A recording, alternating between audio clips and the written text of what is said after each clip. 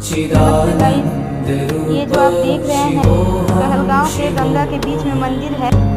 बीच गंगा में मंदिर नहीं, ये हम लोग का विश्वास है जिसको हम देख रहे हैं। न च प्राण संज्ञो न वै पंचवायु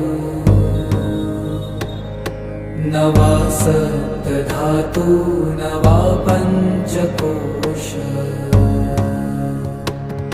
न वा पाणिपादं न चोपस्थपायु